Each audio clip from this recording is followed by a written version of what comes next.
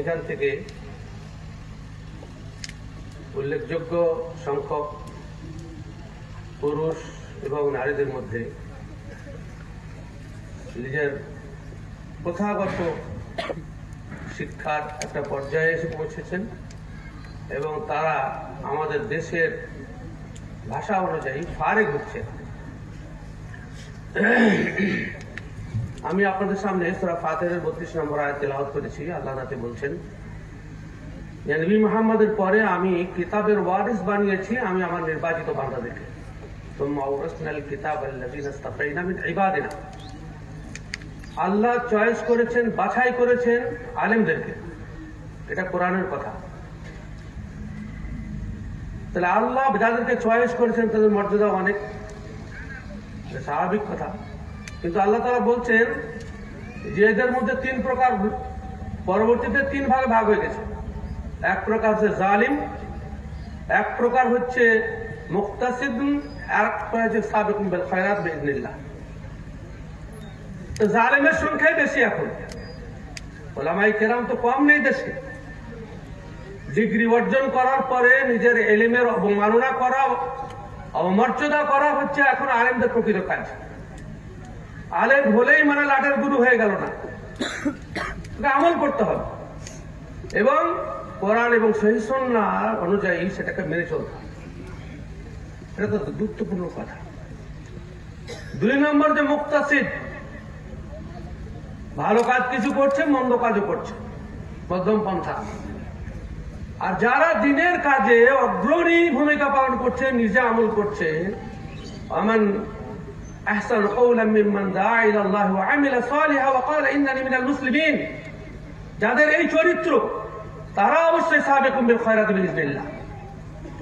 নিঃসন্দেহে উলামায়ে কেরামের সম্মান অনেক বেশি। পূর্ববর্তী বক্তা নিজের উর্দু ভাষায় খুব সুন্দরভাবে তুলে ধরেছেন, এতে কোনো সন্দেহ নাই।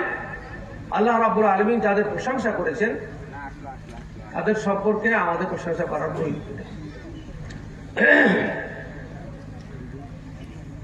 দ্বিতীয় নম্বর কথা আমি যেটা বলবো খুব সংক্ষেপে, সেটা হচ্ছে যে মাদ্রাসায় ফারেক হওয়ার মানে শিক্ষকতা করা নয়, এটা মনে করে রাখতে হবে।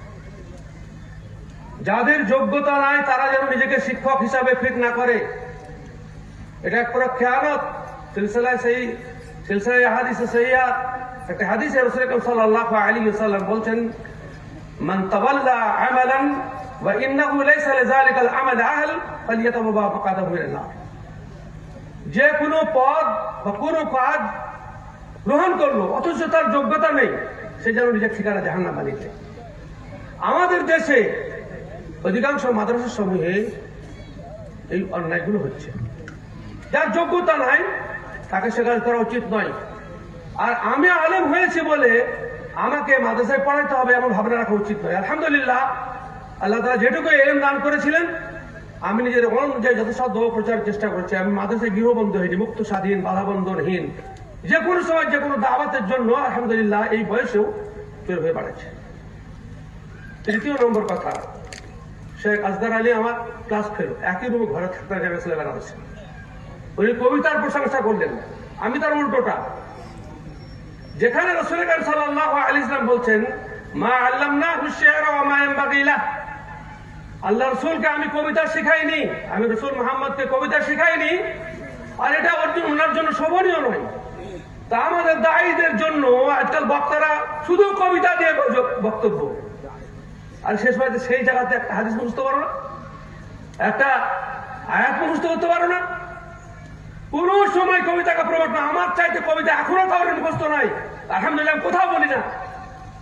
যখন থেকে বুঝতে পারলাম যে এটা ভালো কাজ নয়, যদিও কবিতার ভালো কথা ভালো, মন্দ কথা মন্দ, এতে কোনো সন্দেহ না, নাজায়েজ বলছি না, কিন্তু একজন আলেমকে অবশ্যই উত্তম কাজটা করতে হবে। লিয়াবলুয়াকুম আইয়ুকুম আহসানু আমালা।